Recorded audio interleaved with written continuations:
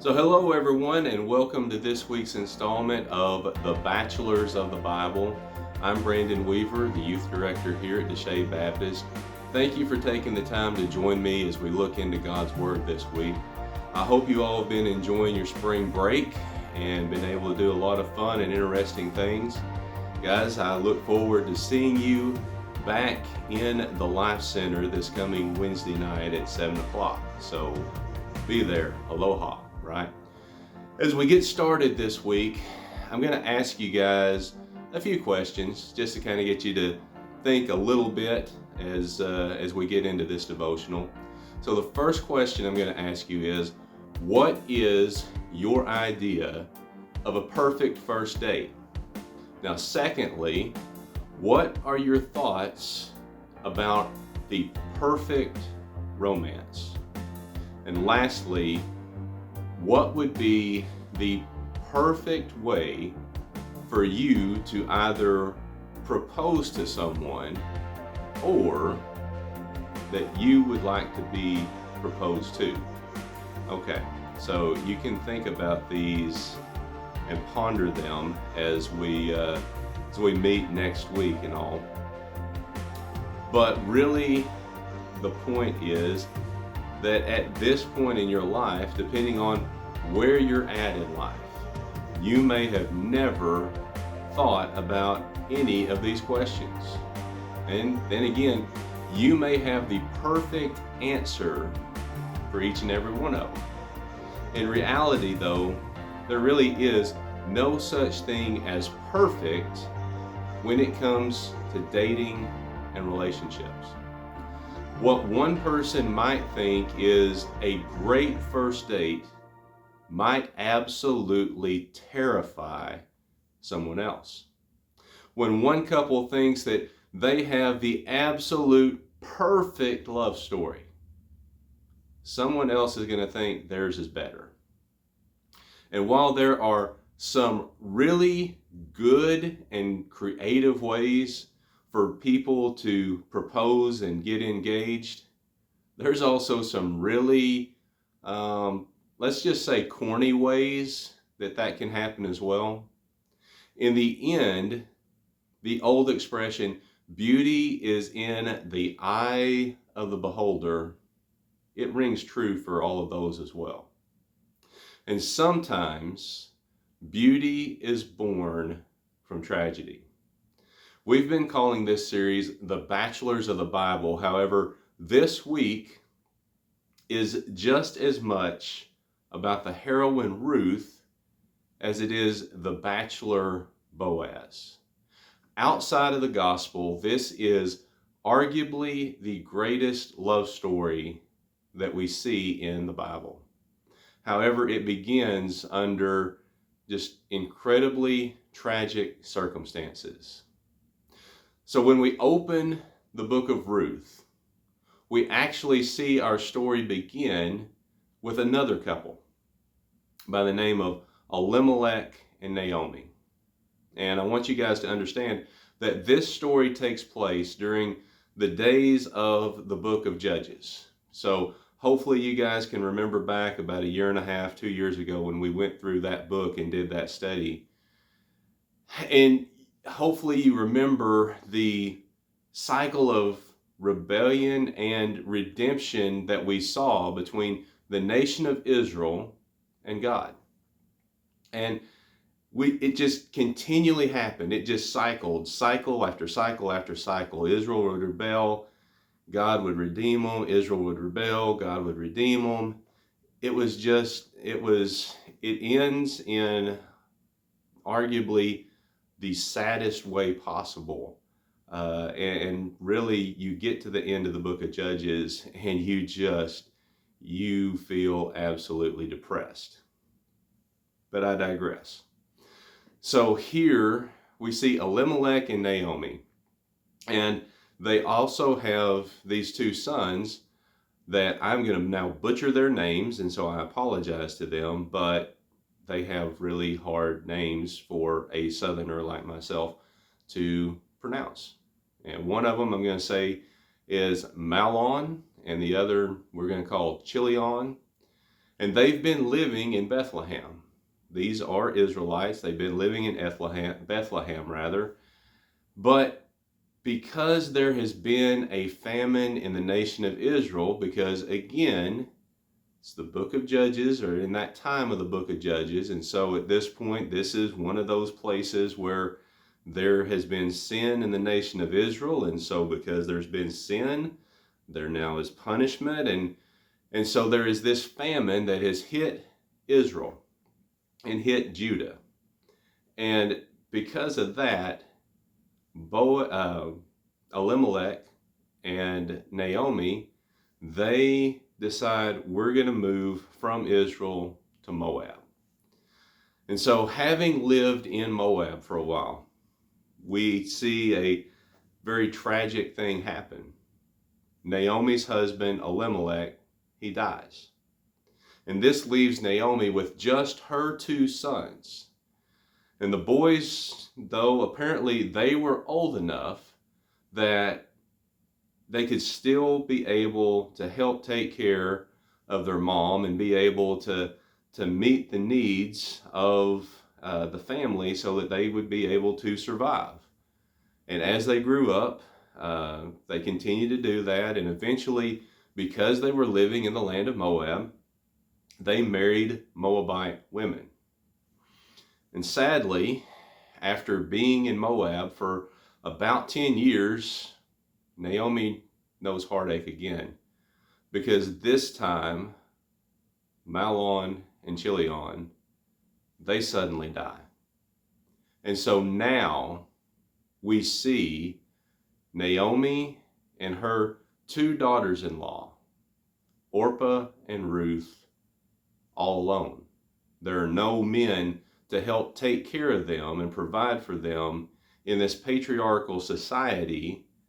And so this is a pretty dire situation for these 3 ladies, because at this time, to not have a man in their family was almost going to create a absolute certainty of destitution, of poverty. And so Naomi decides what is best for her is to go back to her homeland of Judah, which is part of Israel, because the Lord has by this point lifted the famine there, and she decides that it would be better for her to go back and live amongst her own people rather than live amongst the Moabites. Naomi said to them, "Each of you go back to your mother's home. May the Lord show kindness to you as you have shown to the dead and to me. May the Lord grant each of you rest in the house of a new husband." She kissed them, and they wept loudly. They said to her, "We insist on returning with you to your people." But Naomi replied, "Return home, my daughters. Why do you want to go with me? Am I able to have any more sons who could become your husbands?" Again, they wept loudly, and Orpah kissed her mother-in-law, but Ruth clung to her. Naomi said, "Look, your sister-in-law has gone back to her people and to her gods. Follow your sister-in-law."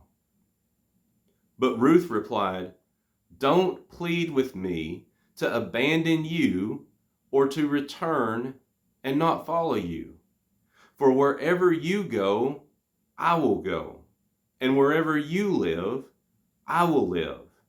Your people will be my people, and your God will be my God. Where you die, I will die, and there I will be buried. May the Lord punish me, and do so severely, if anything but death separates you and me." So here we see this truly bitter scene. Naomi is saying goodbye to her daughters-in-law, or at least she's trying to, In her way, she tells them, there is no reason, girls, for you to come back with me to Israel. There's going to be better opportunities for you if you just go back home to your own families, your own people, because there's nothing more that I can do for you. And there would have been maybe many reasons as to why Naomi really felt this way. Maybe it was cultural, because I'm sure that she thought Orpah and Ruth probably would not have been accepted amongst the Israelites, because the Israelites and the Moabites, let's face it, they just weren't very friendly towards one another. And she might have been, yes, maybe a little ashamed, because good Israelites, they married good Israelites. They didn't marry outsiders. And let's face it, Orpah and Ruth would have been outsiders. And it could have been that some people just grieve differently. And one thing that a lot of people do when they grieve is they tend to push people away, because all they feel is alone and isolated. And because all they feel is alone and isolated, they don't want anyone around them. But then again, maybe she really did actually think that the best thing for the girls and for herself were to just be separated from one another, to go their own separate ways, and to be able to start a brand new life somewhere else, to start over, to hit the reset button. But here's the sad thing, that Naomi was supposed to know God and understand that He could provide a better life for all three of them. However, rather than leading the girls to Him, she was trying to push them away. And while Orpah agrees to go back home, Ruth makes an incredible promise to not leave Naomi's side. And we see in verse 16 where Ruth even makes this statement of incredible faith. She says that your God is going to be my God. What an incredible statement of faith for someone who was not Jewish, yet she understood who God was. Ruth was not going back to her old home, and she wasn't going to go serve the idols that they served there. She was going to go side by side with Naomi and follow the Lord God of Israel. And later we see, as the women make it back to Judah, the people see Naomi. And they ask, is that really Naomi? I mean, it's been many years since they've seen her. And remember, Naomi has been a grieving widow and a grieving mother. And she replies to them and says, it's me, but don't call me Naomi anymore. Call me Marta.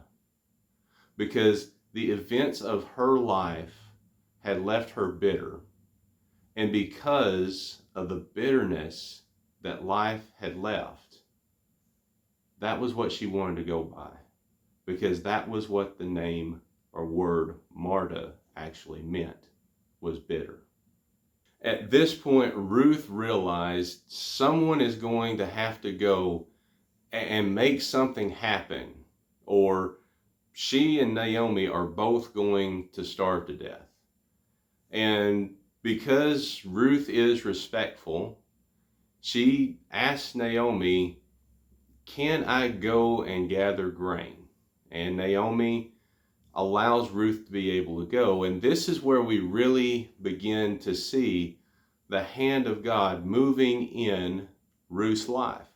Because of all the fields in Israel that Ruth could have went to, she ends up in a field that's actually owned by one of Elimelech's family members. And this is going to be big.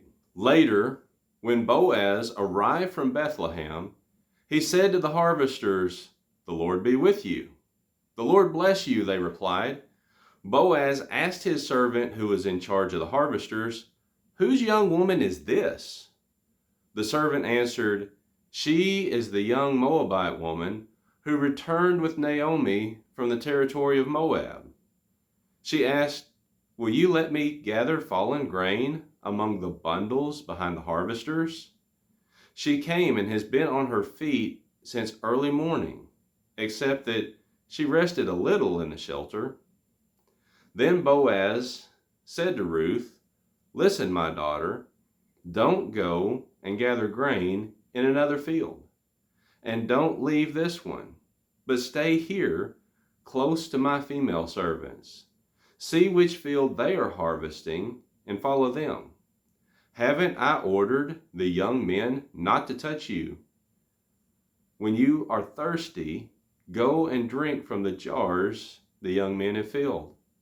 She fell face down, bowed to the ground, and said to him, "Why have I found favor with you, so that you notice me, although I am a foreigner?" Boaz answered her, "Everything you have done for your mother-in-law since your husband's death has been fully reported to me. How you left your father and mother and your native land, and how you came to a people you didn't previously know. May the Lord reward you for what you have done, and may you receive a full reward from the Lord God of Israel, under whose wings you have come for refuge." We've got Boaz having come back from a trip from Bethlehem, and he's checking on his fields. He's a good owner. He knows what's going on with his properties. And so he sees Ruth not knowing who she is, and immediately he wants to know who she is, why she's there, what's going on, because he knew he hadn't hired anyone new, and he knew that he had never seen her before. So he wanted to know just what's going on here. And his manager says, "This is Ruth. She come back with Naomi. She's helping to take care of her." And so immediately, when Boaz realizes just who Ruth is, he wants to make sure that she's taken care of, because she was taking care of Naomi, and because Naomi and Boaz were related, if Boaz is looking after Ruth, he's actually kind of helping to look after his family in Naomi. And so he tells his men, "Don't touch her, don't harm her, she's off limits. You can't do anything with her or for her, as far as, anything. You make sure that she's taken care of." And he tells his servant girls, "You look out for her too. Y'all all stay together and make sure that you look out for one another." Because let's face it, there's never really been a time in human history when women have been completely safe. I mean, where someone wasn't trying to do something to them or harm them in some way. I mean, think about it. Satan went to Eve in the Garden of Eden when everything was perfect. Women have always faced threats and have had to watch out for themselves in ways that we men just normally don't have to. And so Ruth becomes overwhelmed by Boaz's generosity. And she doesn't understand why he would do that much for her, a foreigner in that land. But Boaz explained that he had heard about everything that Ruth had done for Naomi, and because of her willingness to leave her own family and homeland, all that she knew, to come with Naomi, he thought that was special. And he even goes so far as to say a special blessing really for her and to her. He asked God to take care and bless Ruth because of her willingness to seek God's protection and favor by coming back to Israel with Naomi and taking care of her. You know, I don't know that this would really truly qualify as a first date, but it sort of is. At lunch, Boaz calls Ruth over with the rest of the harvesters, and he's going to provide a meal for her because he's wanting to show his appreciation to her for what she's doing for Naomi, but also the fact is Ruth probably came to the fields that day without having brought anything to eat because there may not have been anything to eat there at the house. And so Ruth comes over, and as Boaz is showing his appreciation, you know, he's give her the bread with the vinegar sauce, which apparently is, you know, a delicacy or maybe a treat or something, but, you know, their version of a hamburger and fries, I guess. And then he gives her roasted grain. You know, these are great carb-friendly meals, right? But here we see, you know, he's doing this for Ruth to show his appreciation and take care of her in that way. But then as she gets up to leave to go pick the fields again, he calls his guys over. He says, look, guys, while she's out there, I'm going to let her pick even more than she's really supposed to be able to. Because when someone that was in the situation that Ruth was in, she was only supposed to be able to pick the crops that had fallen to the ground that the harvesters weren't able to put in their sacks that they were gathering everything up in. But he says, here's what I want you guys to do. Don't humiliate her. Don't say anything to her. Just accidentally, as you go through, drop some stuff. Drop some of the grain on the ground and let her pick it up. Now, this is not something that would have been normal because obviously an owner, unless they had some sort of special relationship or ties, is going to say, you make sure you get everything into your sack so that we are able to make as much money as we can. That's how business works.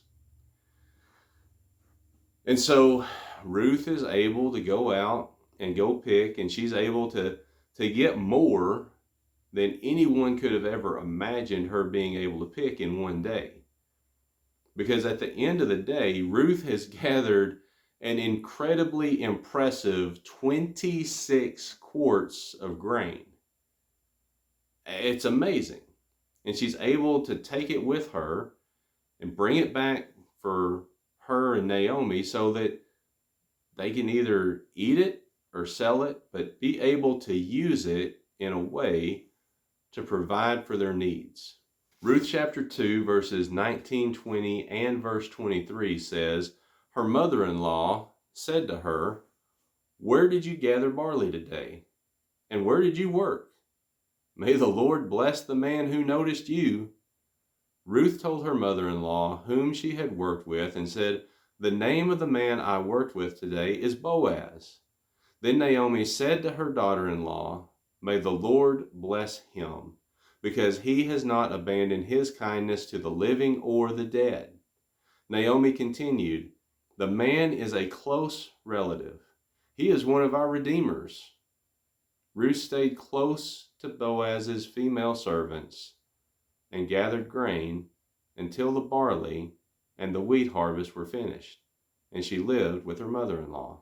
Ruth comes home with this just incredible haul of grain, and it floors Naomi because Naomi understands that this just doesn't happen. This is an incredibly unusual haul under most circumstances for someone in Ruth's position to be able to bring back home.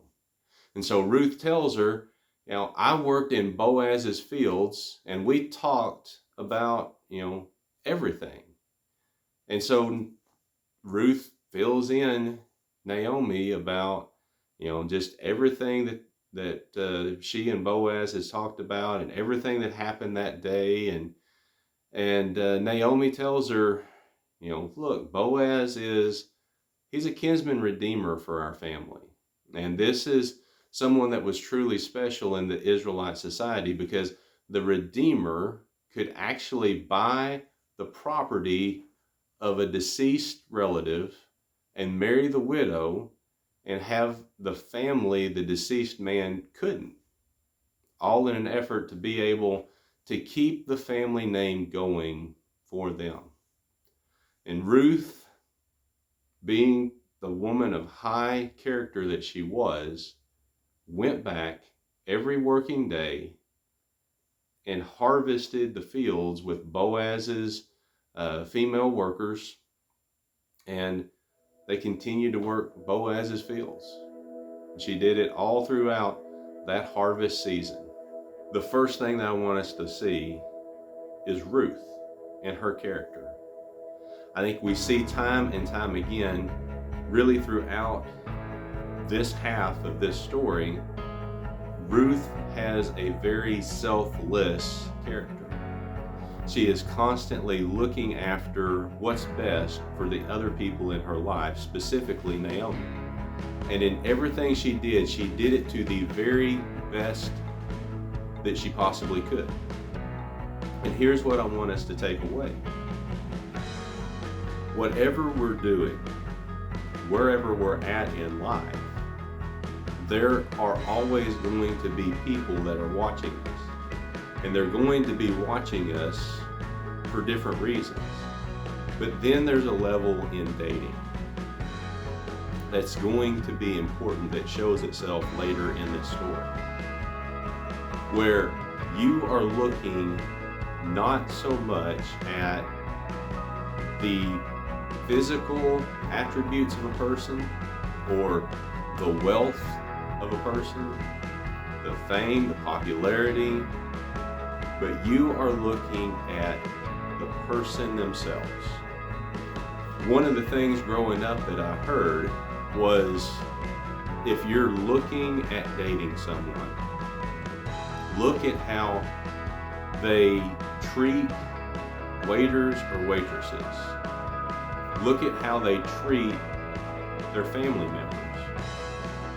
If they are polite and do things for these people, more than likely they're going to be polite and do things for you as well. But if they run them down, if they don't treat them with respect, they're probably not going to treat you with respect, and they're probably going to run you down somewhere.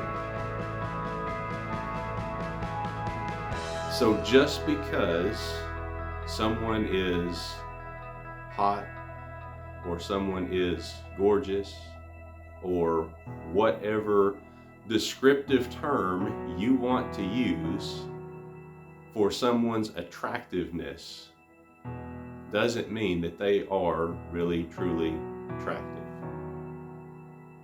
What makes someone really truly attractive is the character that they show throughout their life.